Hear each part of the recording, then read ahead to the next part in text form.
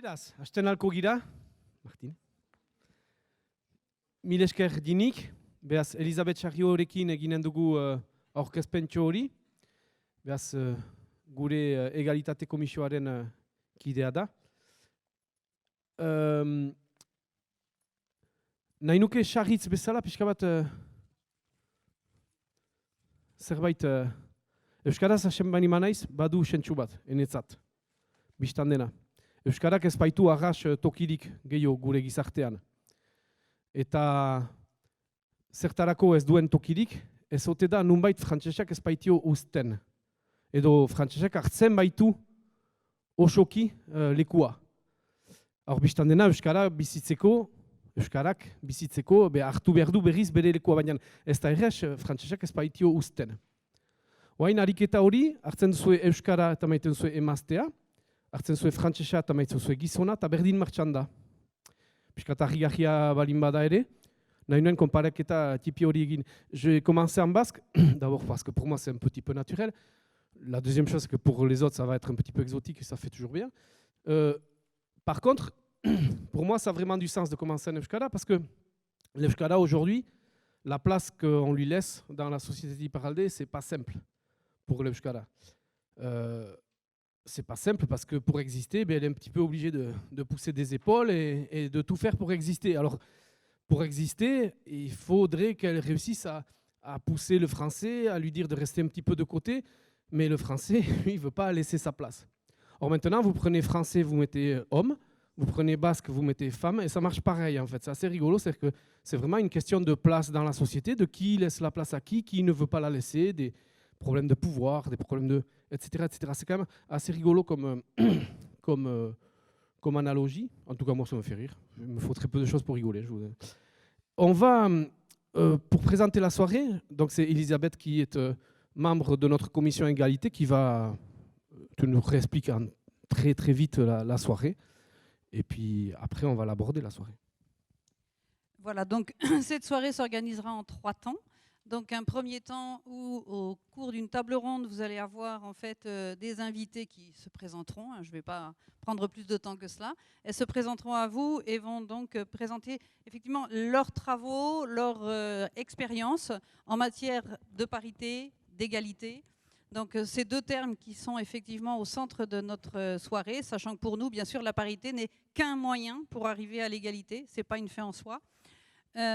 Donc pour ce premier temps table ronde, ensuite donc, vous vous répartirez dans les 3 ateliers pour lesquels vous vous êtes inscrits. Je sais qu'il y a déjà des changements, mais on va s'adapter.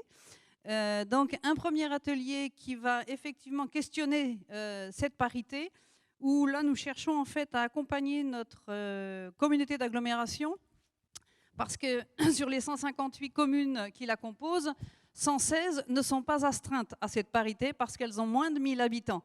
Donc on voit tout de suite où est l'hiatus. Donc notre objectif, comme vous avez pu le lire, c'est qu'effectivement ces 116 communes jouent le jeu de la parité sans attendre que la loi les y astreigne. Et hier, nous avons eu la chance d'aller visiter la Maison des Femmes de Donosti à Saint-Sébastien, donc, qui nous ont bien expliqué que en Espagne, même en dessous de 1000 habitants, on joue la parité. Donc si c'est possible de l'autre côté, il n'y a aucune raison que ça ne le soit pas chez nous. Il y a même autant de femmes ici que là-bas d'ailleurs. Il y en a même autant, tout à fait. Donc ça, ce sera le premier atelier. Second atelier, justement, c'est comment faire vivre cette égalité au sein de nos communes. Donc ça veut dire réfléchir aux choix qui sont donc faits par les politiques, mais bien sûr, si ces choix-là sont faits par les politiques, il faut aussi que ça émane de la société civile. Donc ces choix-là, en quoi ils ont un impact sur cette question de l'égalité, que ce soit en termes d'aménagement d'espace, on parlait d'organisation de cours de récréation, mais aussi en quoi on peut réfléchir à une budgétisation sensible au genre qui nous permette d'évaluer ensuite l'influence que ça va pouvoir avoir en termes d'égalité. Et un troisième atelier qui va travailler sur un outil concret auquel on aspire, qui est donc la Maison des Femmes, voilà, qui peut... On en a visité une, vous aurez une seconde représentante aussi dans notre atelier, et on voit que ces maisons des femmes, elles sont extrêmement variées, donc il va falloir que nous, on se décide sur quel type de maison des femmes on a envie d'avoir au niveau du Pays Basque. Et l'idée, c'est qu'on ne ressorte pas de cette soirée sans rien. L'idée, c'est de laisser une petite trace, pour continuer à travailler. Importanta baita, hauteskundeak istante dira, martxoan, eta martxoa aintzin, behaz, otsailean zerratuko dira listak, behaz, oraindik oraino bada, emazten sartzeko, listetan emazten sartzeko aukera batzu badira. Behaz, espero lantzen alko den gauz bat dela. Behaz, proposatzen dautzegu manifesto baten idaztea, biztan dena, ez ginuen denen artean estilo bakar bat atxikitzen al, beraz, hasi dugu lana gure komisioan, eta lan hasi hori, hasi berri hori irakurriko dautziegu. Oui, je dois traduire. Donc, il faut que ça laisse... Enfin, nous, à la commission égalité, on a pensé qu'il fallait absolument laisser une trace, tout simplement parce qu'il est encore temps de réussir à faire rentrer des femmes dans les listes. Les listes ne sont pas closes. On ne sait jamais, peut-être que ça va susciter des vocations et même faire changer les élections. Ne rigole pas. Et donc... Pour laisser une trace, ce soir, on a décidé d'écrire un manifeste. Donc, on va vous lire ce qu'on a commencé à écrire. On va le lire parce que si on veut une base de travail, je crois que c'est important, c'est pas très long. Donc, ce manifeste, donc, qu'on voudrait très vite publier. En signant la Charte européenne pour l'égalité entre les femmes et les hommes dans la vie locale en 2018 et en adoptant un plan d'action en juin 2019, la communauté d'agglomération du Pays Basque a envoyé un message fort et attendu par la société civile. À l'occasion des élections municipales, les acteurs, actrices de la société civile attendent des actes plus concrets de la part des élus, que ce soit en vue du premier tour, du deuxième tour ou du troisième tour. On aurait pu rajouter des candidats d'ailleurs, parce qu'il n'y a pas que les élus, ils ne sont pas encore... La loi impose la parité dans les communes de plus de 1000 habitants. Elle n'interdit pas de la mettre en œuvre dans toutes les communes, quelle que soit leur taille. Alors, osons un premier tour 100% paritaire. Je te laisse continuer parce que sinon je vais tout lire. Donc, pour aller au bout de la parité, arrêtons les délégations genrées, des adjointes aux travaux, à l'économie, aux finances et des adjoints à la petite enfance, à l'éducation et aux affaires sociales. Femmes et hommes à parité dans les responsabilités municipales. Le troisième tour des élections sera la désignation des 233 élus ES au conseil communautaire de la communauté d'agglomération du Pays Basque. Chaque commune peut être représentée par une adjointe, ou par le maire ou par une adjointe. Donc par une femme, s'il le faut, même si elle n'est pas maire. Si les 158 communes font ce choix, la parité au sein du conseil communautaire est de facto en place. Du conseil permanent et de l'exécutif de la CEPB sera facile à envisager. Faisons le pari de 117 femmes élues à la communauté d'agglomération, c'est possible.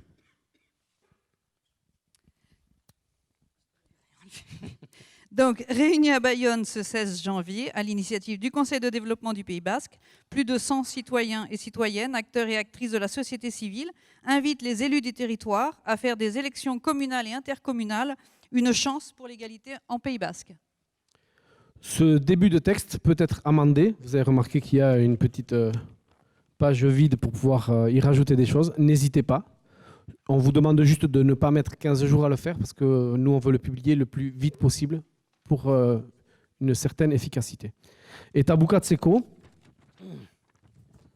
ez da utziet erranen nola pasatu diren gure egalitatearen eta komisioak, baina nik asmatu nuen punchline bat edola, eta gaur erranen da utziet. Je ne vais pas vous raconter comment se sont passées les réunions de notre commission égalité. C'était très intéressante et pas loin d'être paritaire, ce qui prouve que c'est possible. Dans toutes les, on va dire les phrases qu'on a pu sortir pour faire la promotion de la soirée, moi j'en avais sorti une qui me plaisait vachement mais qui n'a pas été gardée. Je vois les membres du bureau qui rigolent déjà. Moi j'avais dit que, d'après moi, une des problématiques c'est que les mecs ne laissent pas leur place. Donc moi je dis, il n'y a qu'à écrire « laisse ta place, connard ». Donc moi ce soir, je laisse ma place, c'est moi le connard.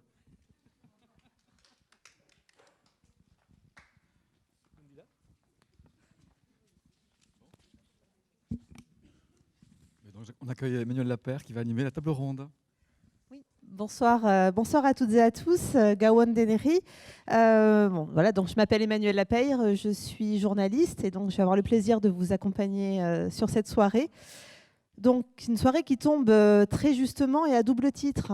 Premièrement parce qu'on est très exactement aujourd'hui à J-59 du premier tour des élections municipales.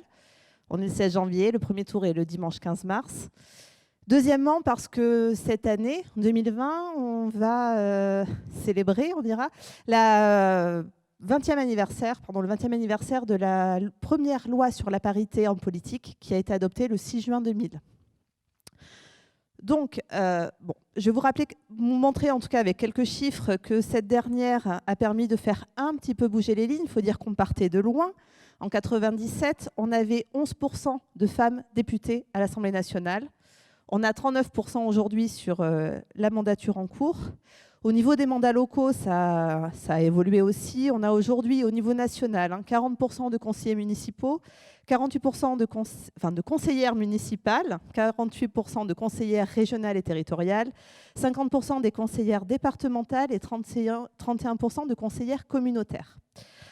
Pour autant, les femmes sont encore loin d'avoir pris pleinement leur place dans la sphère publique. Par exemple, si ça a bougé, et encore une fois, grâce à une nouvelle loi sur la parité dans les exécutifs des conseils régionaux, il n'y a que 4 femmes présidentes de région en France sur 18 régions. De la même manière, on n'a que 17% de femmes maires en France, puisqu'au Pays Basque, avec 17 femmes maires, on est à 7%. Donc 17 femmes maires sur 158 communes, ça montre le chemin à parcourir là aussi. Et puis, effectivement, je le rappelle, la grande majorité des communes du Pays Basque échappent aussi à la loi sur la parité, puisque 116 ont moins de 1000 habitants. D'autre part, est-ce que la parité est la seule garante d'une égalité réelle ?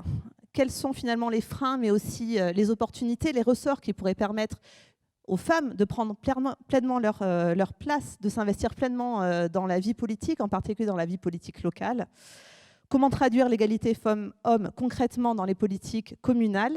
Ce sont toutes ces questions que nous allons évoquer ce soir. Et on va commencer donc avec cette table ronde. Donc je vais inviter nos 4 participantes à me rejoindre.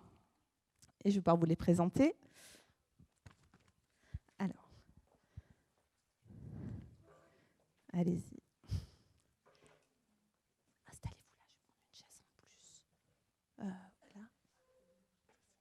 Merci. Donc, tout à fait, je vais vous les présenter. Donc, tout à fait au bout, Nicolas Barre. Nicolas Barre, c'est d'abord un parcours sportif exceptionnel puisque vous avez été 8 fois championne de France de football féminin. Vous avez également porté 14 fois le maillot de l'équipe de France féminine de football à une époque où le football féminin était ô combien masculin. Heureusement, ça commence à bouger. On l'a vu avec la dernière Coupe du Monde. Donc, ce parcours de combattante, pour vous imposer dans cet univers, vous l'avez transposé ensuite à un combat plus justement pour l'égalité entre les femmes et les hommes dans la société, en particulier à l'école et dans le sport, donc l'égalité entre les filles et les garçons, parce que c'est là que ça se construit. Vous avez été notamment chargée de mission pour la mise en œuvre des ABCD de l'égalité, on y reviendra tout à l'heure. Et vous travaillez aujourd'hui à promouvoir l'égalité du genre, en particulier dans votre région en Occitanie. À côté de vous, Clémence Labrouche, vous êtes l'auteur d'une thèse en sciences politiques sur la condition élective régionale et la parité, que vous avez réalisée quelques années après justement la mise en œuvre de la loi sur la parité en 2000, donc à Sciences Po Bordeaux, sous la direction de Marion Paoletti. Donc, vos travaux vous ont amené à explorer voilà, la mise en œuvre sur la parité. On y reviendra puisque vous avez travaillé sur les régions Aquitaine et Poitou-Charentes. Claudie Vouet, je suis un petit peu émue moi aussi. Vous êtes l'une des pionnières des questions de genre. Ça fait maintenant plus de 30 ans que vous travaillez sur la place des femmes dans la société. Depuis 2001, vous collaborez avec des centres de recherche, des universités, des ONG, notamment en Afrique et en Amérique latine, sur la question des politiques de genre. Vous êtes la cofondatrice de l'ONG Genre en Action, un réseau international francophone pour l'égalité femmes-hommes dans le développement. Vous ne ménagez pas non plus vos efforts auprès des élus pour les sensibiliser à la prise en compte du genre dans les politiques de la ville, en particulier dans l'élaboration des budgets municipaux. Donc, de la même manière, on en parlera. Et puis, vous avez évidemment des engagements associatifs chez vous en Charente, et notamment des engagements féministes. Juana Rangouren, vous êtes avocate spécialisée des droits des femmes à Saint-Sébastien. Vous avez cofondé le mouvement féministe, qui était aussi un parti politique, Place Andréoc, dont vous avez été la candidate au municipal donc à Donostia en 1995 et 1999. Vous êtes également présidente depuis 2011 de la Maison des femmes de Donostia et vous avez travaillé sur la question de l'intégration du genre dans les politiques urbaines de la ville et la façon dont le genre doit être pris en compte dans l'espace public. Voilà. Donc, moi, je vais commencer par demander justement à Clémence Labrouche de revenir un petit peu sur les travaux de cette thèse que vous avez soutenue en 2010 sur les applications donc, de la loi sur la parité à l'échelle de l'Aquitaine du Poitou-Charentes. Alors, quel constat avez-vous dressé dans vos travaux? Alors, Gawazeneli, Tamineshkar. Avant de revenir sur les constats que j'ai pu dresser dans ma thèse et plus généralement sur les recherches sur la mise en application de la parité, permettez-moi de faire juste une incise pour revenir sur les débats qui ont précédé la loi sur la parité en fait. Alors en 1999, la parité a été adoptée comme principe dans la Constitution et avant cette adoption, il y a eu des débats en fait. Et l'argument qui a prévalu pour finalement adopter la loi sur la parité, ce n'était pas l'argument de dire les femmes constituent la moitié de l'humanité, donc elles auront la moitié des postes politiques. C'était un argument essentialiste qui consistait à dire les femmes ont des qualités prétendument féminines, de douceur, d'attention, de don de soi, etc. Et avec ces qualités-là, elles vont quelque part réenchanter la sphère politique. Elles vont faire de la politique autrement et du coup, elles vont répondre à la crise de la représentation. Ça, c'était l'argument qui a prévalu il y a 20 ans et qui a permis l'adoption de la loi sur la parité. Et c'est un argument qu'on entend encore 20 ans après dans les débats politiques. Et je me permets de faire cette incise parce que c'est important finalement, avec la loi sur la parité, on arrive à une égalité, mais quelque part c'est une égalité sous condition. C'est pas une égalité de droit pour rééquilibrer les droits des femmes par rapport aux droits des hommes, etc. C'est une égalité parce que les femmes vont faire autrement, vont faire mieux et en tout cas plus que les hommes. Donc ça, il faut toujours l'avoir en tête parce qu'encore aujourd'hui, ça joue dans la sphère politique. Du coup, si je reviens sur les constats que j'ai pu dresser donc, dans ma thèse, j'ai travaillé sur la condition élective et la parité au niveau des régions Aquitaine, Poitou-Charentes, au prisme de la variable de genre et à l'aune de l'actualisation des rôles des conseillers et conseillères régionales. En gros, en fait, j'ai analysé pendant la campagne, pendant l'élection et après la période post-électorale, les rôles et les jeux de pouvoir des hommes et des femmes et des hommes, en fait, pas simplement des femmes, parce que ça peut sinon introduire des biais, en fait. Comme on a pu pendant des années analyser l'histoire des hommes en disant c'est comme ça, mais voilà, il fallait comparer. Donc, pour revenir à proprement parler sur les constats, le premier constat, c'est au niveau de la construction des listes. Ce qu'on a observé, alors au niveau de la région, mais au niveau aussi des conseils municipaux, notamment pour les grandes villes, au niveau des départements, c'est qu'avec la parité, on assiste paradoxalement à un mode de recrutement différent des candidats selon qu'il s'agisse des hommes ou des femmes. Avant, c'était en gros, les candidats étaient choisis dans les systèmes partisans. Avec la loi sur la parité, les hommes candidats sont encore choisis parmi les systèmes partisans, tandis que les femmes vont être choisies dans ce qu'on appelle la société civile, autrement dit les secteurs associatifs locaux. Alors même que, et l'argument, le discours des faiseurs de liste, qui sont des hommes qui ont une forte expérience politique et qui généralement cumulent plusieurs mandats, c'est de dire, l'argument qu'on entend encore, il y a une pénurie de femmes qui, pour être candidates, il y a une absence de candidature, les femmes ne veulent pas, c'est très difficile. Sauf que nous, quand on a fait les recherches et qu'on va du côté des cuisines pour savoir comment s'est passée la composition des listes, on s'est rendu compte qu'il y avait des femmes qui avaient un mandat politique, qui étaient conseillères régionales ou municipales sortantes, qui désiraient de nouveau être candidates, qui avaient des ressources politiques pour pouvoir exercer un rôle dans les prochaines mandatures, sauf que ces femmes-là, elles ont été évincées par les faiseurs de liste, de manière à ce que dans la période post-élection, elles ne puissent pas prendre les responsabilités auxquelles ils aspiraient. Ça, c'est un premier constat. Le deuxième constat, en fait, c'est justement sur le temps de campagne et l'entrée dans le rôle. En fait, les femmes, alors je vais le dire vite ici pour essayer d'écourter mon propos, mais il faudrait, ça mérite beaucoup de guillemets, mais les femmes de la société civile, en fait, vont se mettre ou vont être mises en avant. Pendant tout le temps de la campagne, on va assister à un discours ou une mise en récit qui consiste en dire « moi, je ne fais pas partie des établis, je ne fais pas partie de cette sphère politique-là, je suis extérieure au jeu politique ». Du coup, là, ça paraît comme une ressource. Sauf qu'une fois que les élections seront passées, quand ils et elles seront dans l'entre-soi de la sphère politique, elles vont finalement comprendre que ce qui avait pu apparaître comme une ressource au moment des élections est finalement un handicap une fois l'élection passée.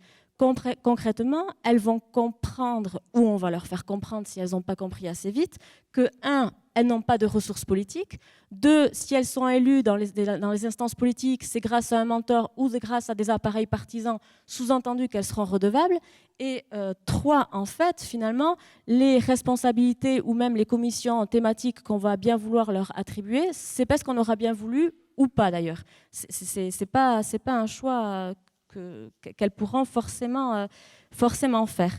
Le dernier constat qu'on peut faire, c'est au niveau des responsabilités, en fait. Au niveau des responsabilités, il y a 2 phénomènes qui se passent, en fait. Le premier phénomène, c'est que les femmes ont très souvent un sentiment d'incompétence qui est dû, pour le dire vite, à la socialisation. Mais du coup, ce sentiment d'incompétence va les amener à choisir des commissions ou des thématiques dans lesquelles elles se sentent plus à l'aise. Pour le dire vite, ça va être le social, l'éducation, la famille, etc.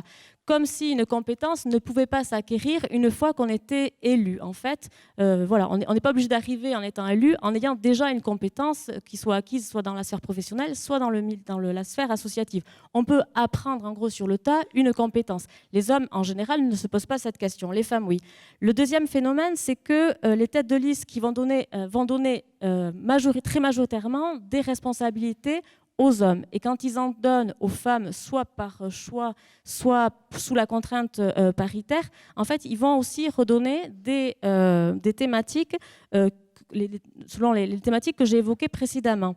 Or, ces thématiques, elles sont moins prestigieuses que, par exemple, les finances, les déchets, etc., moins valorisées, et du coup, elles vont permettre aux femmes d'acquérir des ressources, mais moindres que d'autres thématiques. En fait, comme au niveau de la sphère politique, dans la sphère politique, il y a un plafond de verre qui se déplace au fur et à mesure que les responsabilités ou les lieux de pouvoir changent. Finalement, elles peuvent entrer en politique parce qu'il y a des postes plus intéressants. Et du coup, avec ce système-là, elles vont rester dans des positions de dominés. Est-ce que c'est... parce que ces travaux-là, on portait sur la période 2003-2007, si je ne me trompe pas. Donc ça fait quelques années maintenant. Si on compare déjà les constats de cette première application de la loi sur la parité à ce qui se passe aujourd'hui, est-ce que ça a changé ? Alors peut-être Clémence d'abord, après Claudie Vouet, je pense qu'on y reviendra aussi sur la question des compétences des élus, enfin des compétences et des délégations qui sont attribuées aux élus et aux élus ES. Alors Clémence. Je vais essayer. Alors, dans un premier temps, comme ça, avec un premier coup d'œil, on pourrait croire que les choses ont changé, puisque si on regarde avant 1999, on pourrait croire. Avant 1999 et la mise en application de la première loi sur la parité et en 2014 dans ce mandat, on voit que les communes qui sont sous contrainte, dans les communes qui sont sous contrainte, il y a pratiquement 22% de femmes qui étaient élues en 1999 contre 48% aujourd'hui. Donc effectivement, grâce à la loi sur la parité, on arrive à un changement numérique, à une égalité numérique. Pas de la même manière, mais au niveau dans des communes qui ne sont pas sous contrainte paritaire, on était à 21% en 1999 et aujourd'hui on est à 38%. Donc on voit bien qu'il y a un effet quand même booster, même s'il n'y a pas de contrainte législative ou coercitive pour imposer la parité, quand même tout le monde s'y met un petit peu. Donc du coup on pourrait croire que oui ça a changé et oui c'est mieux. Sauf que Sauf que quand on regarde de plus près les conseils municipaux, par exemple, puisque c'est la thématique de ce soir, on voit quand même que les postes à pouvoir, à responsabilité, sont largement attribués ou auto-attribués à des hommes. Dans l'Hexagone, il y a 60% des adjoints qui sont aujourd'hui des maires. Il y a 72% des postes d'adjoints qui sont aujourd'hui attribués à des hommes. Pour les maires, c'est pareil. Il y a 84% de postes de maires qui sont attribués à des hommes. Il n'y a que 16% de femmes maires. Si depuis 1989, la progression de ce taux de femmes qui est maire progresse très sensiblement de 2-3 points entre chaque mandature. Si on continue sur ce rythme clairement, pour qu'il y ait une parité autant d'hommes et de femmes qui sont maires, il faudra attendre 2092. Voilà.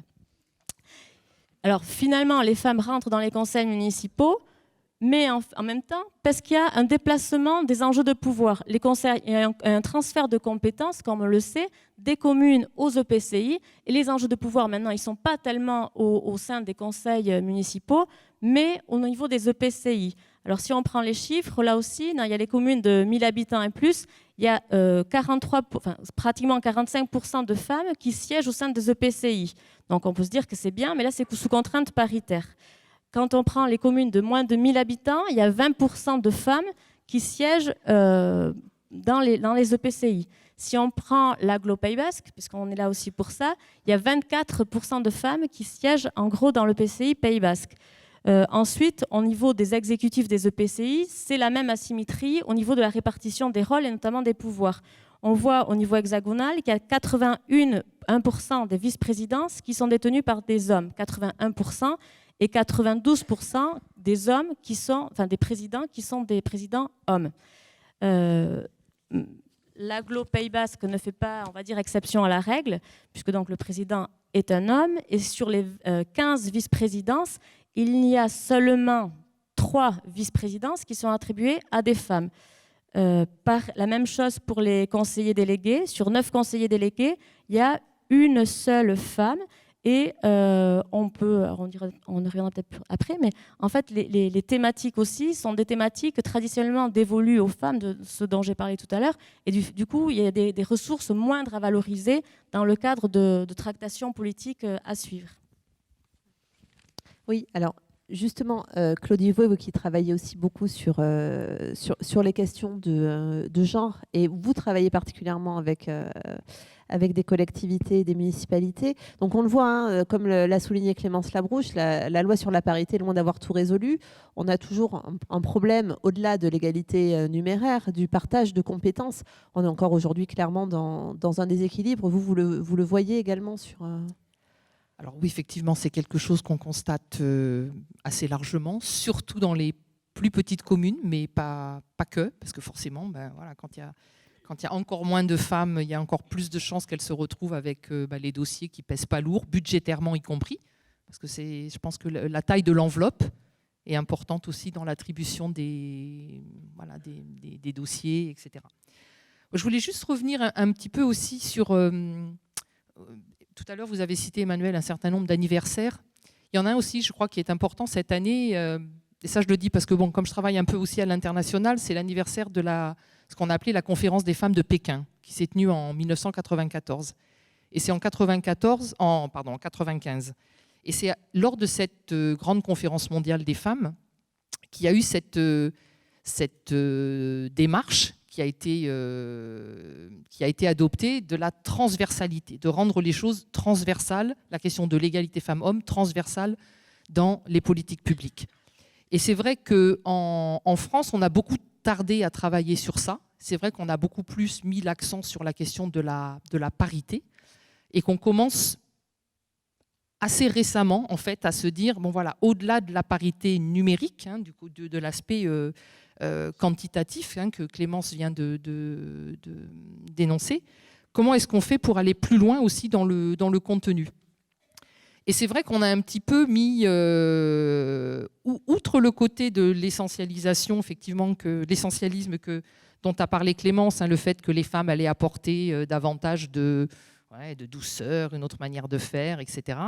On a aussi un peu fait le pari, mais un peu dans le vide. Bon, déjà le pari de leur expérience de vie différente et de leur vécu différent, en disant, ben voilà, une femme qui sait ce que c'est l'articulation des temps de vie, qui sait ce que c'est que de combiner, avoir des enfants en bas âge avec le fait de travailler, quelqu'un qui sait ce que c'est de sortir le soir tard et d'avoir un peu peur de se faire agresser, peut-être plus que les hommes, quelqu'un qui va arriver, et si elles sont plusieurs à arriver dans un conseil municipal ou dans une instance politique, avec cette expérience différente, forcément elles vont apporter une expérience différente, donc forcément elles vont aussi vouloir que les politiques publiques reflètent cette expérience.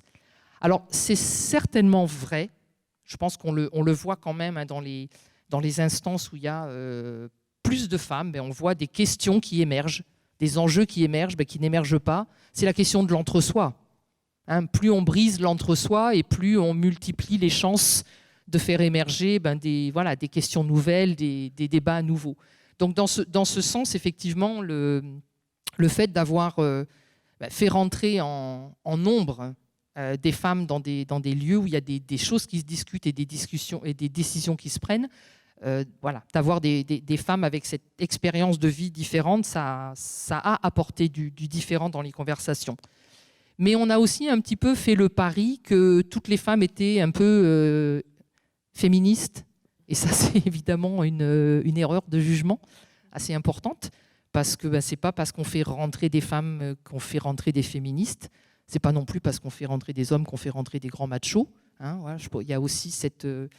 Donc ça, c'est aussi une chose sur laquelle il faut qu'on travaille.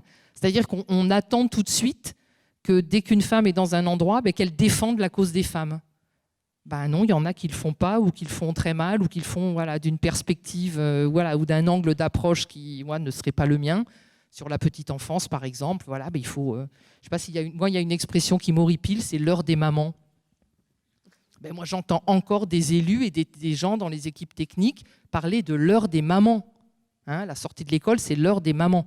C'est-à-dire que tout le monde n'est pas prêt, et des femmes y compris, à faire évoluer cette pensée-là, cette idée-là, cette représentation-là.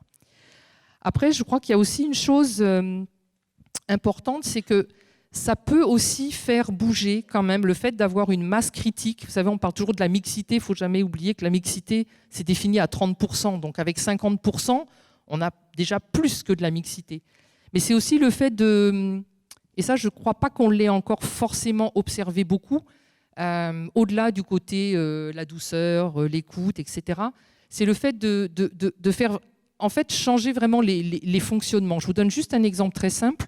Moi, je suis arrivée vivre en Grande-Bretagne en 97. Tony Blair venait juste d'être élu. Et pour la première fois, le Parlement avait 40% de femmes. Et donc une masse critique. Et la première chose que ces 40% de femmes ont dit, c'est « Bon les gars, les réunions à 3h du matin, là, on va arrêter. On va faire autrement. Vous irez prendre l'apéro à un autre moment. La bière, vous irez la boire après. Mais avant, on va faire les débats et on va faire les réunions. Parce que nous, on a des familles. Et vous aussi, vous avez des familles. Donc à 21h, ça va être fini, ça va être plié. » Donc, mais parce qu'elles étaient 40%, elles ont pu avoir un peu, qui était un petit peu un bras de fer, parce que c'était changé, pas simplement au niveau du contenu, mais changé au niveau de la logistique presque. Et ça, je crois que c'est quand même un sujet très important sur la question de l'articulation des temps de vie. Je pense qu'il faut qu'on se rappelle quand même fréquemment qu'il n'y a que 24 heures dans une journée, et que pour les femmes aussi, parfois, faire de la politique, c'est aussi cette complication-là d'articuler un peu tous ces temps de vie-là. Un autre sujet sur la parité, je pense, c'est la question de, alors pour employer un gros mot, c'est l'intersectionnalité.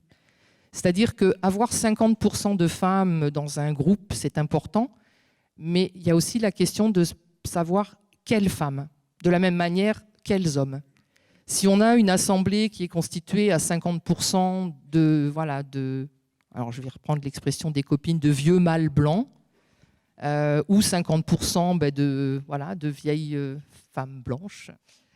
Dans certains cas, c'est pas représentatif en termes d'âge, c'est pas représentatif en termes d'origine, c'est pas représentatif en termes de classe sociale, etc., etc.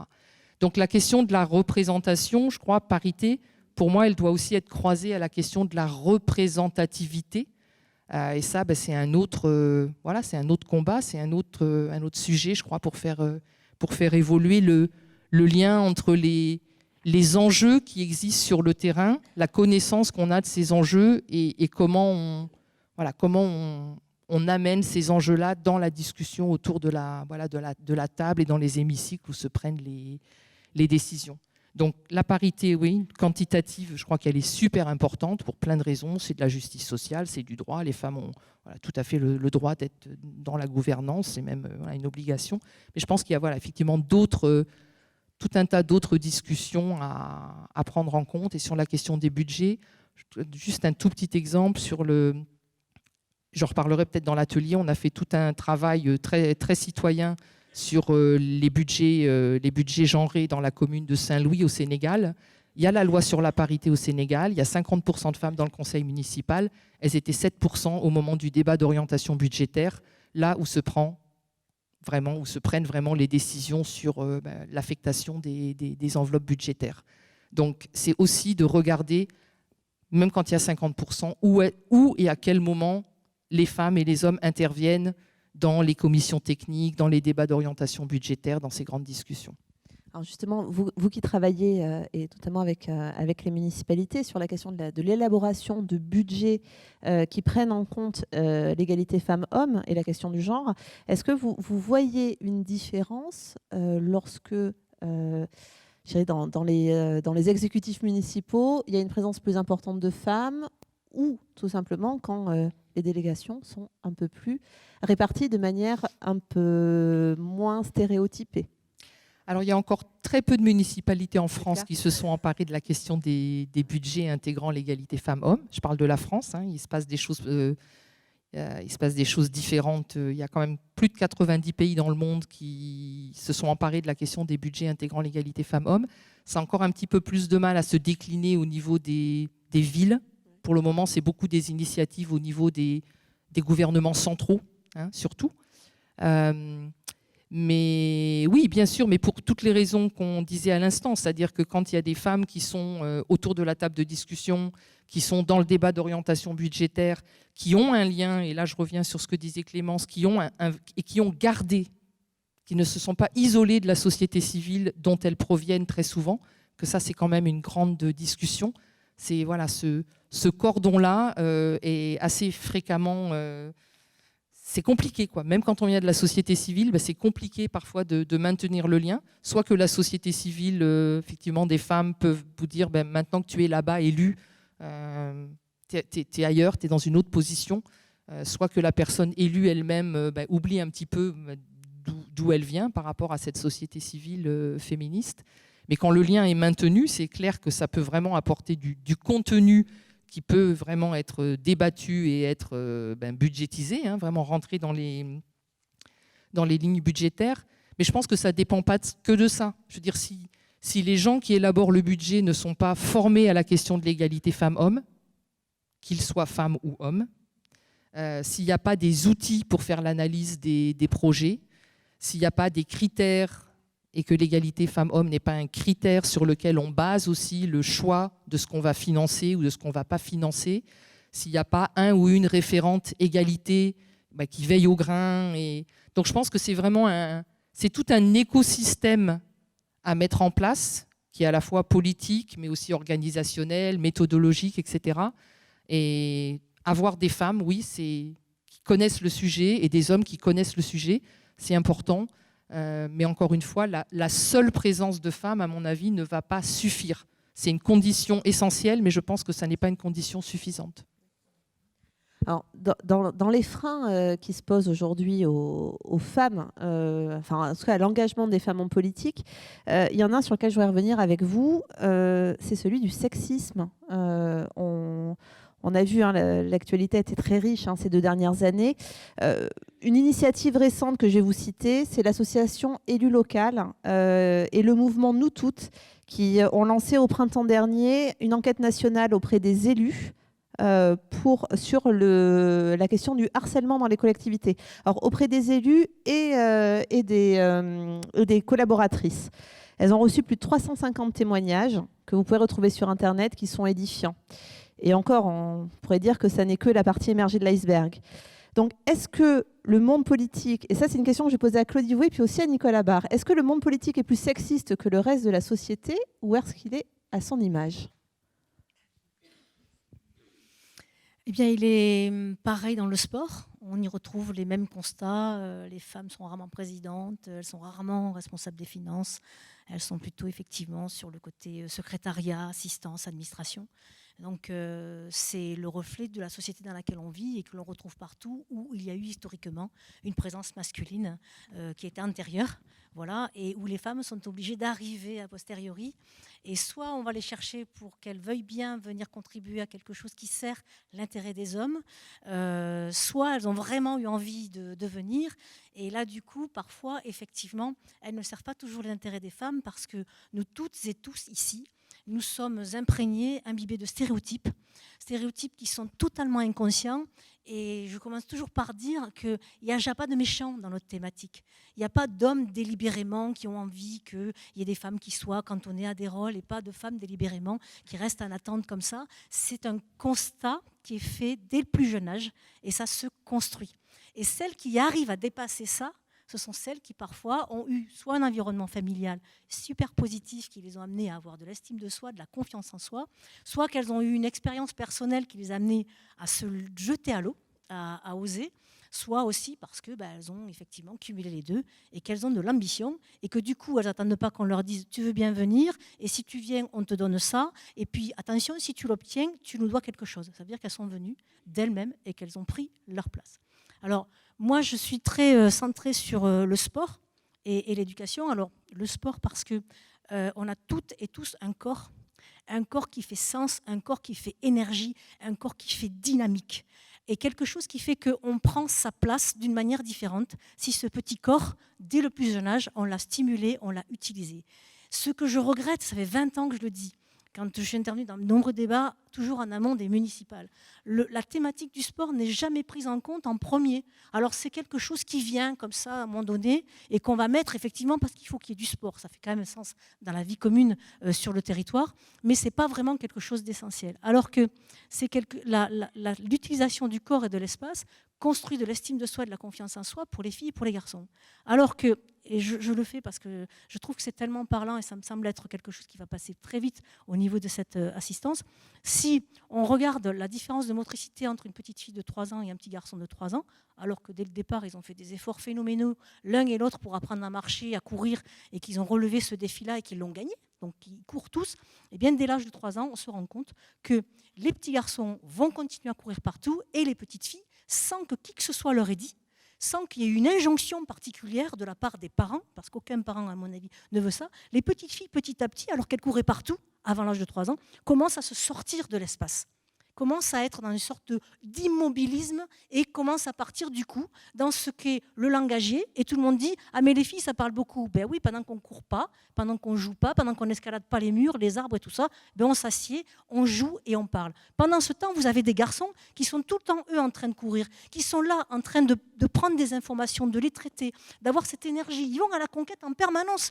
Alors ils se cassent le nez, ils se font des bosses, mais eux, au moins, ils ont le droit de choisir où ils vont, quand ils y vont, et ce qu'ils ont envie de faire. Ce qui fait qu'à la sortie, quand ils deviennent plus grands, eh bien, ils viennent, ils disent « moi, je veux ça ».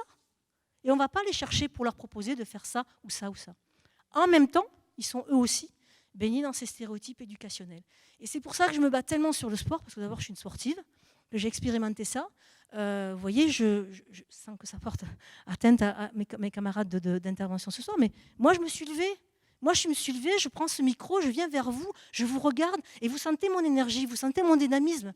Ça vous crée quelque chose. Et d'ailleurs, vous ne m'écoutez peut-être pas de la même manière. Vous voyez, et c'est ce que font les hommes. Ils occupent l'espace, ils prennent la parole. Alors, c'est ce qu'il faut qu'on apprenne à nos petites filles. Et ça commence dès le plus jeune âge. Ça commence à la crèche, ça commence à la cour de récréation, avec des espaces qui, du coup, permettent aux filles et aux garçons de les occuper comme ils le veulent, mais en tout cas avec une utilisation du temps paritaire. Ce n'est pas fait depuis des années.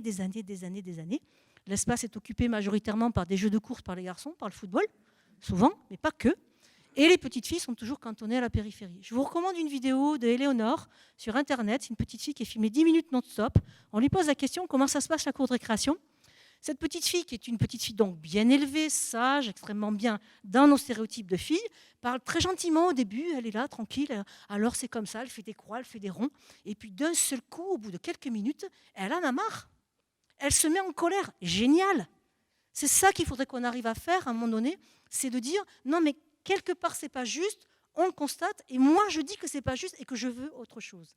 Donc tout commence déjà dans la cour de récréation. Je sais que dans les municipalités, vous avez ce pouvoir d'intervenir sur la cour de récréation. Le reste, c'est l'éducation nationale, on verra les ABCD, mais au moins la cour de récréation, ça devrait être quelque chose de central dans le projet de la commune. Alors à Trappes, ils ont décidé de refaire toutes les cours de récréation sur le programme donc, d'une municipalité. Progressivement, ils refont toutes les cours de récréation qui disent non genrées. C'est possible, c'est un vrai sujet, je le pose, je me fais élire et je mets ça dans mon programme. Et ensuite, je le porte pendant des années avec les budgets qu'il faut. Mais en tout cas, je le mets en place. Et si je ne peux pas mettre les 10 cours de récréation, si j'en fais que 3, au moins j'aurais essayé, j'aurais tenté quelque chose de concret sur lequel j'ai le pouvoir. Sur le sport, je suis allée à Ramonville-Sainte-Anne, c'est une commune à côté de chez moi, je suis toulousaine. Je suis allée analyser, en partant des équipements sportifs, de l'utilisation des équipements sportifs, qui sont les associations, combien d'hommes, combien de femmes dans les associations. Je suis allée donc compter ça, j'ai fait une répartition, et ensuite j'ai rapproché au budget. Mais oui, parce que les financements publics sont attribués à des associations. Et donc, de fait, et Hervé Rebaud, qui est un géographe, le démontre très bien, de fait, l'argent public est dépensé au bénéfice plus des hommes que des femmes dans le domaine du sport, parce qu'historiquement, ils étaient là avant nous, et qu'on ne va pas leur demander de partir, parce que moi, je suis contre cette idée qu'on doive prendre quelque chose aux hommes. Les hommes doivent gagner autant que nous à cette égalité femmes-hommes.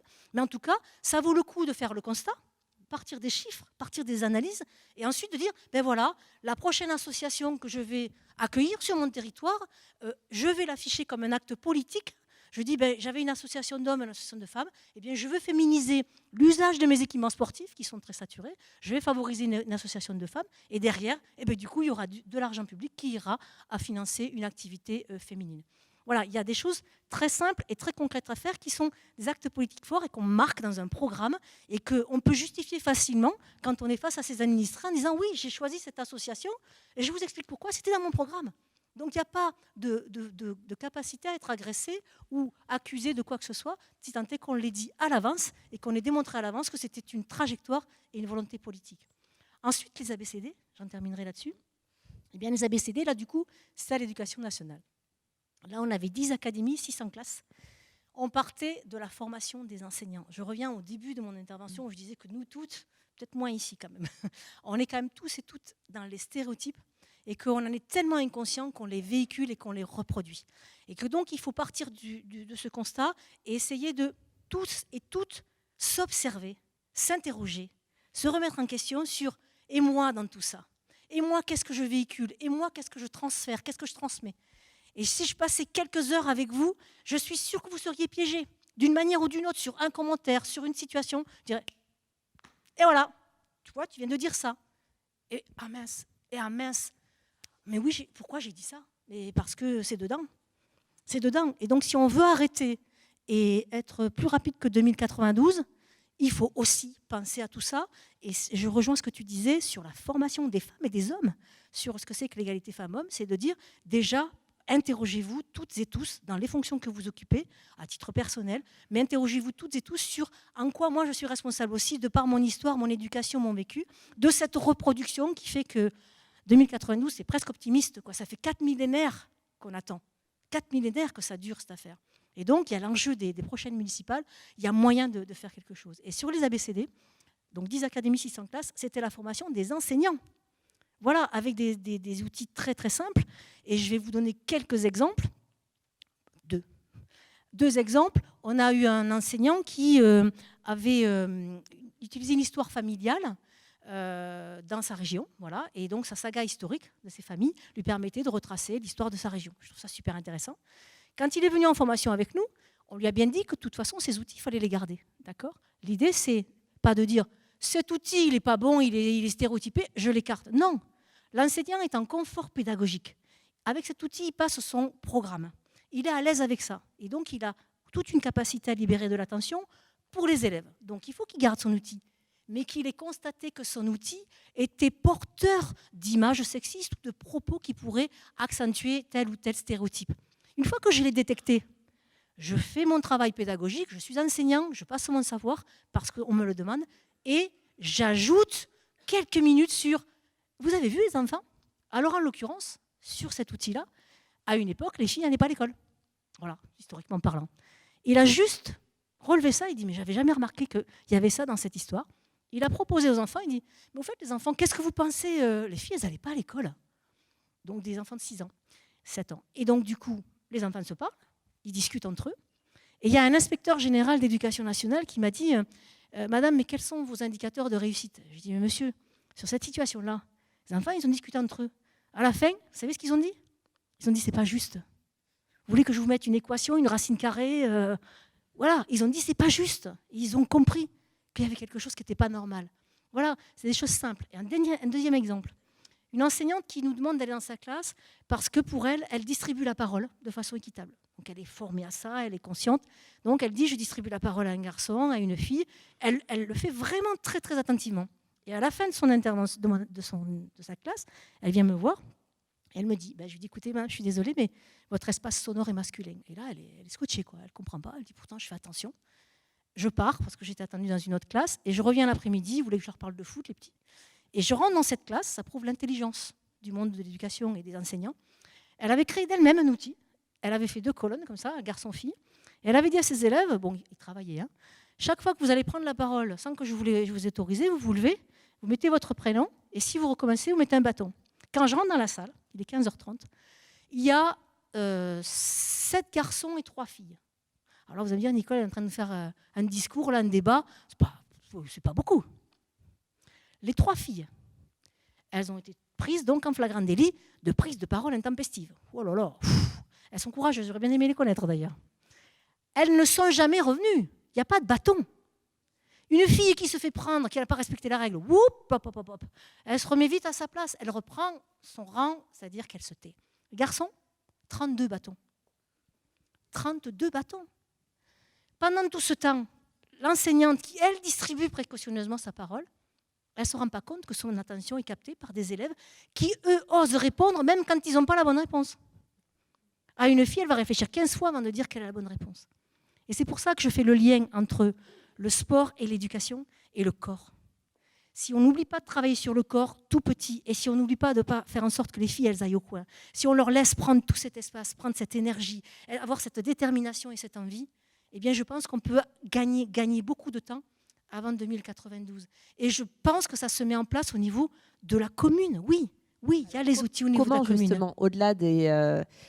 alors je ne veux pas non plus qu'on avance trop parce que ça va être aussi le travail d'un atelier, mais au-delà de la cour de récréation, qui est un sujet quand même majeur, puisque c'est celui de la place de chacun dans l'espace, qu'est-ce que les communes peuvent mettre en œuvre ? Les ABCD de l'égalité, malheureusement, ils ont été victimes d'une campagne qui clairement les a mis sous le tapis.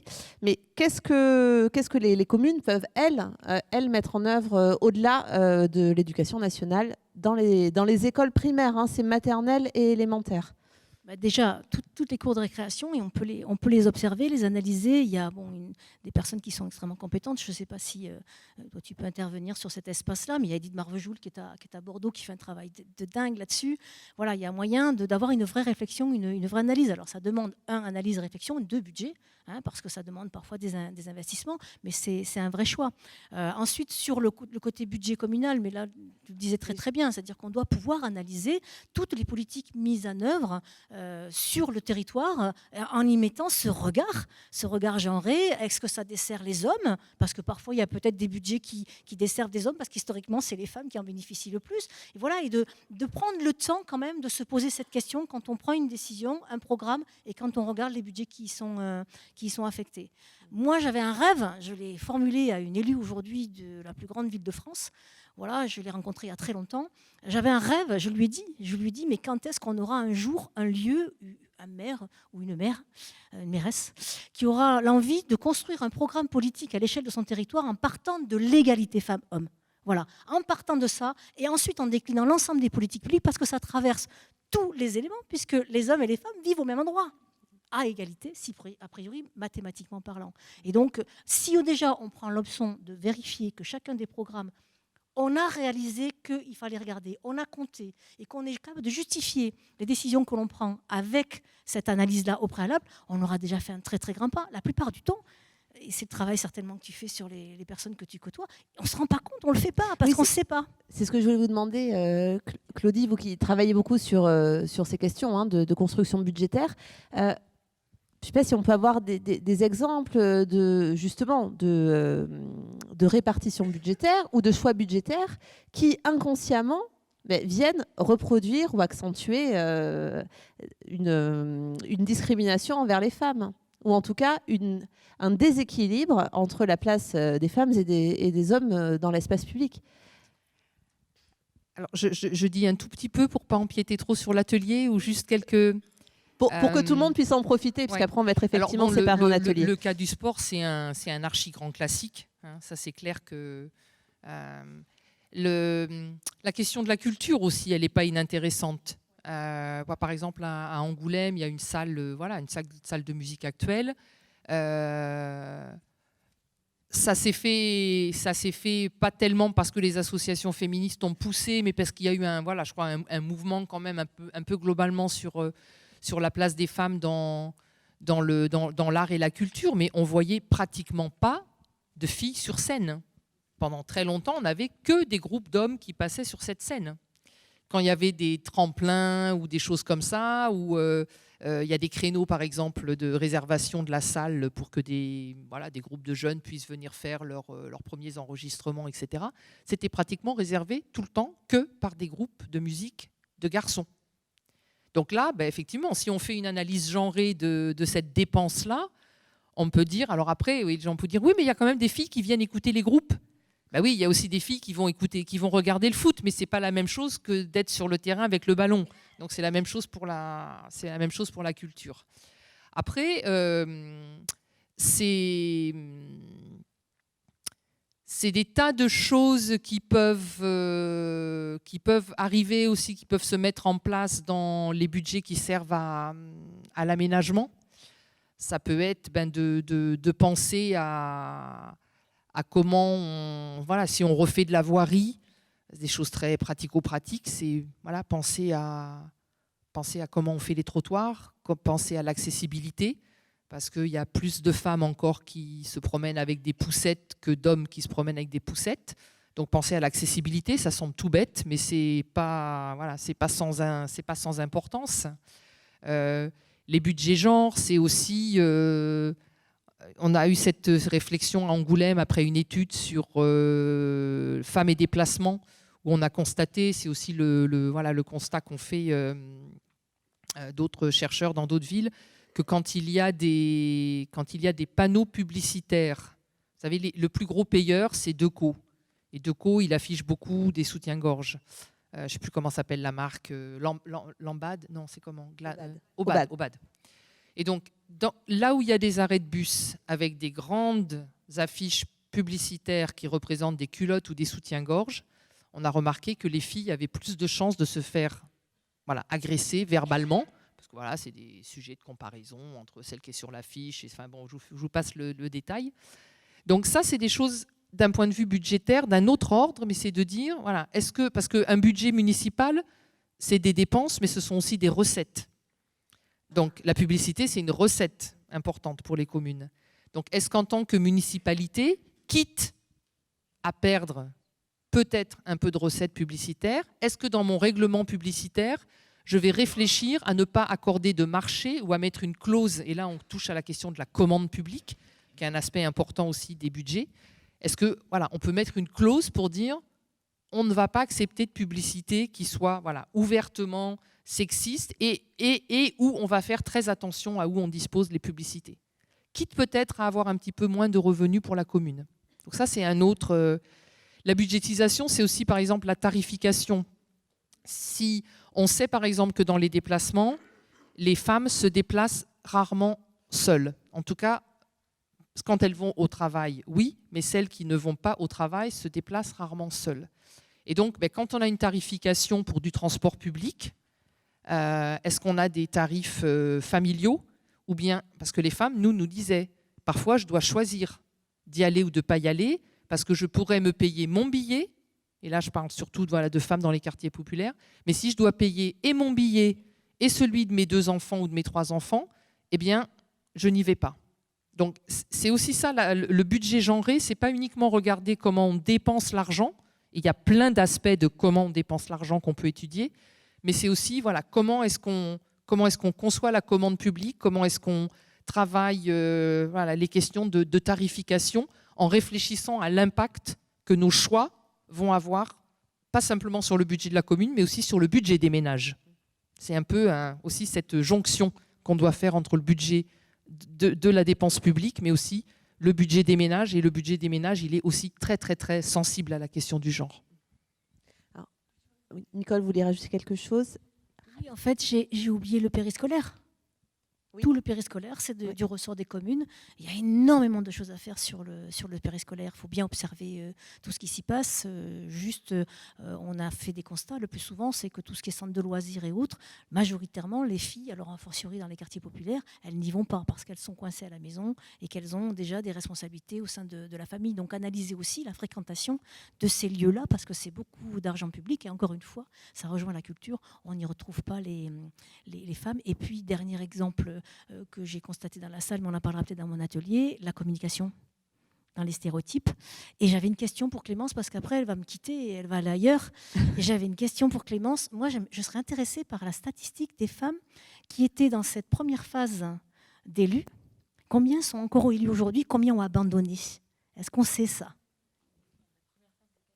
Alors, quand on est au début de la parité. Oui.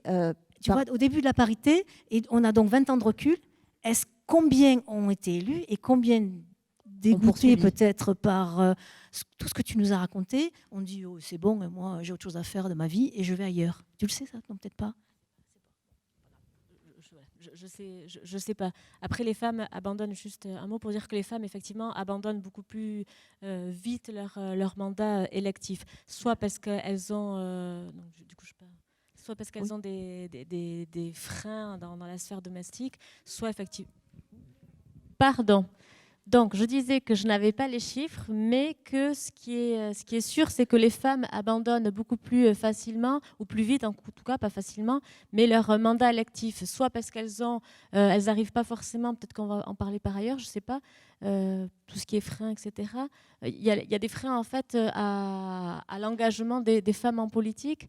Je sais pas on y reviendra après dans l'atelier, parce que malheureusement, le temps passe. Juste, Claudie, vous vouliez rajouter quelque chose? Sur la question qui était en fait celle de savoir si le monde politique était plus sexiste que la société, moi je pense que oui. Je pense que oui, parce que c'est par excellence un lieu de pouvoir et que le patriarcat se nourrit de ça, du pouvoir, de l'argent, de la décision. Donc je pense que le monde politique a toutes les caractéristiques, toutes les cartes en main pour être encore plus sexiste que le reste de la société. Et puis je crois qu'il y a un truc qu'il ne faut pas oublier, c'est qu'on parle de la parité qui a 20 ans. Il ne faut quand même pas oublier qu'avant 1945, en France, le vote des femmes, il n'intéressait personne puisqu'on ne l'avait pas. Donc, je veux dire, jusqu'en 1945, le monde politique, il était mais 100% masculin à tous les niveaux. À tous les niveaux. Au niveau de ceux qui étaient élus et au niveau de ceux qui votaient.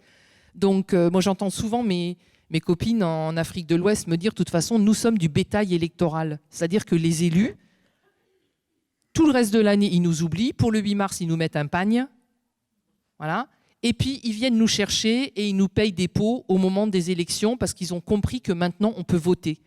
Alors, je ne dis pas que ça se passe comme ça en France, mais il ne faut quand même pas oublier que le vote des femmes et donc la participation des femmes aussi en tant que citoyenne, il est tellement nouveau en fait à l'échelle de ce patriarcat qui nous bouffe la vie depuis des millénaires. C'est sûr.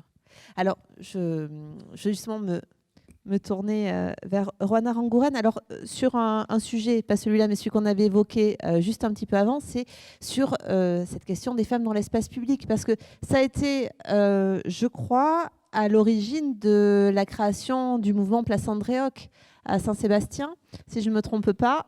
Le constat, c'était une absence de prise en compte des femmes dans la politique municipale de Saint-Sébastien. C'est bien ça? Est-ce que vous pouvez nous en dire un peu plus? Ce qui vous a amené en tout cas à créer ce mouvement, à vous engager et à vous présenter aux élections municipales. Al principio de los años 90, grupos feministas de San Sebastián decidimos presentarnos a las elecciones porque pensábamos que las feministas, o sea, que los partidos políticos eran masculinos, en la medida que no daban importancia a las cuestiones llamadas del espacio privado, ¿no? Decíamos que las feministas teníamos... Ay, perdón. Sí, que tengo que callarme, sí. Donc, dans les années 90, nous étions plusieurs organismes et mouvements féministes à nous réunir et à vouloir former une liste électorale, parce que de notre point de vue, les listes masculines étaient donc masculines et assez peu intéressées ou préoccupées des questions privées. Sí, de las cuestiones relacionadas con los problemas de las mujeres, ¿no? C'est-à-dire des questions en rapport avec les femmes. Sí, pensábamos que las feministas trabajábamos en muchos campos, pero nos faltaba acceder a la política institucional. Et donc, il nous semblait qu'il manquait aux femmes la possibilité d'accéder aux politiques institutionnelles. Sí. Nosotras, bueno, nos hemos presentado, nuestra candidatura se ha presentado varios años. Donc, nous nous sommes présentés durant plusieurs années à différentes occasions. No hemos conseguido nunca ser elegidas. Nous n'avons jamais été élus. Pero creo que hemos tenido efecto en la política municipal. Mais nous avons eu, selon moi, des effets sur la politique municipale. En primer lugar, conseguimos que las mujeres de los partidos ascendieran en las listas. Nous avons permis que les femmes soient dans de meilleures positions sur les listes électorales. Y que las reivindicaciones feministas entraran en la agenda política. Et que les revendications féministes rentrent dans les agendas politiques. Aujourd'hui, quelle est la situation des femmes en politique alors à Saint-Sébastien, en Guipúzcoa, d'une manière plus générale en Espagne? Bueno, es una pregunta muy general, ¿no? C'est une question très générale. En principio hay leyes de igualdad, tanto en el Estado español como en el País Vasco. Il y a des lois d'égalité au niveau national espagnol ainsi qu'au niveau du Pays Basque. Se puede decir que existe la paridad en sentido estricto tanto en los gobiernos central y autonómico como en los parlamentos central y autonómico. Donc la parité existe de façon théorique au niveau national et au niveau autonómique. Pero la paridad, como decía mi compañera, no es solo que haya la mitad de mujeres. Mais la parité ne se limite pas seulement au fait qu'il y ait la moitié des femmes. Sino que las mujeres defiendan políticas feministas. Mais c'est surtout, ce qui est important, c'est que les femmes défendent des politiques féministes. Nosotras decimos que si no hay políticas feministas con presupuestos suficientes, s'il n'y a pas de politique féministe avec des budgets suffisants y con personal especializado en políticas feministas que impulsen esas políticas, no hay paridad. Et avec des personnes formées pour mener des politiques féministes, des techniciens, en quelque sorte, il n'y a pas de politique de parité. Pour poser la question, merci. Justement, il y a, on le voit depuis 2018, il y a une poussée, en tout cas féministe, qui est très forte en Espagne. Hein, on le voit quand on le regarde depuis la France. Il y a la version espagnole de MeToo. Il y a eu ces manifestations considérables sur l'épisode de la Manada. La meute, ces hommes qui ont violé une jeune femme à la San-Fermin et dont le premier jugement avait été terriblement clément. Donc il y a ça, il y a eu les mouvements, la grève féministe du 8 mars en 2018. C'est plus de 5 millions de personnes qui ont fait grève, si on s'imagine.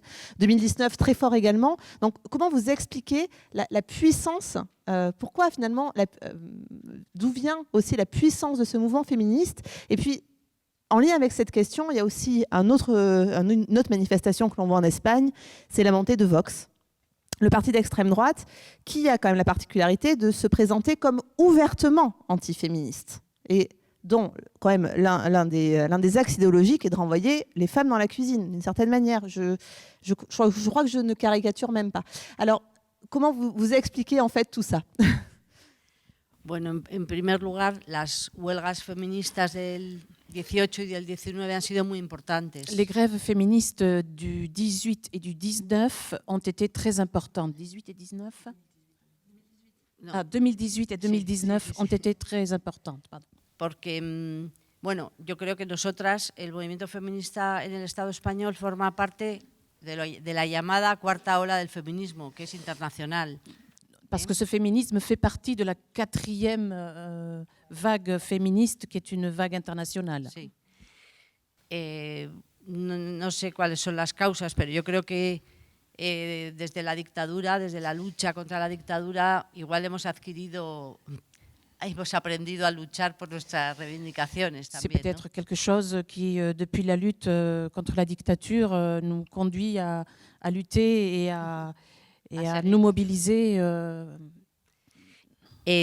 Bueno, yo creo que se puede decir que el movimiento feminista ha adquirido mucha fuerza también porque muchas mujeres jóvenes se han unido a este movimiento en esta cuarta ola. La force de ce mouvement, il est aussi lié au fait qu'il y a beaucoup de jeunes qui se soient joints aux revendications féministes. Sí, porque yo creo que las jóvenes se han dado cuenta, o sea, se han desencantado de lo que se llama el espejismo de la igualdad, ¿no? Parce que les jeunes ont été désenchantés de ce qu'on appelle l'espejismo de la igualdad, c'est-à-dire le mirage de l'égalité. Merci. Sí. Entonces eso, que a pesar de que las leyes de igualdad pues, han ido adquiriendo conciencia de que seguimos siendo desiguales, seguimos siendo las más pobres, seguimos sufriendo violencia, seguimos sufriendo la brecha salarial. Même s'il existe ces lois, elles se sont bien rendues compte que nous continuons à subir la violence, nous continuons à être moins payés, nous continuons à... La brecha salarial. Sí, lo he dicho. Has dicho. Etc, etc. Etc. Etcétera, etcétera. Etcétera.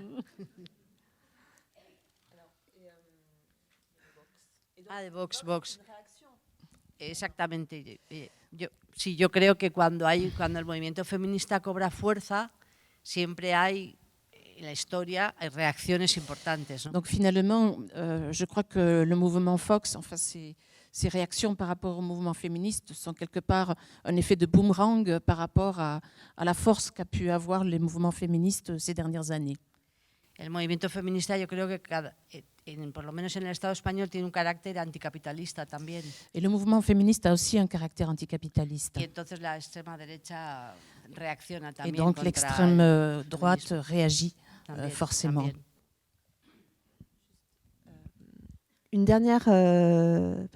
Une toute dernière question, parce qu'il va falloir qu'on passe aux ateliers, même si on pourrait rester encore longtemps échanger ensemble.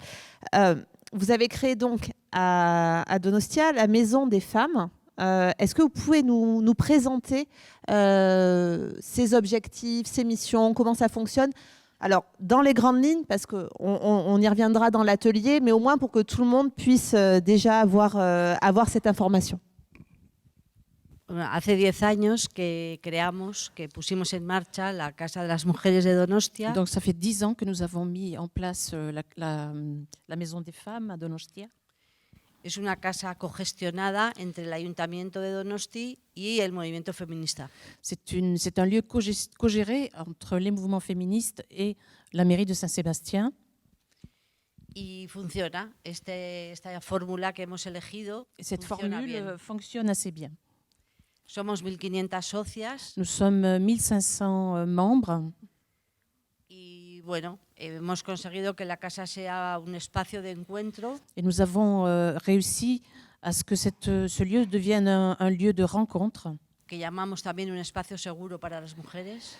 que nous appelons aussi comme un lieu sûr pour les femmes. Donde llevamos a cabo muchas actividades para C'est un lieu où nous mettons en place beaucoup d'activités pour sensibiliser les femmes para que aumente la conciencia feminista. Et pour faire en sorte que la conscience féministe se développe. Merci. Bon, alors, il est déjà plus de 19h30, donc ce que je vous invite maintenant, c'est à... Je vais me lever, hein. Je vais occuper l'espace. Je vais vous inviter à rejoindre les ateliers, en tout cas l'atelier auquel vous vous êtes inscrits. On se retrouvera à l'issue de ces ateliers, on va prendre à peu près 1 heure pour travailler ensemble. On se retrouvera à l'issue par là pour faire des synthèses de nos travaux. Voilà, je vous remercie, je vous dis à tout à l'heure.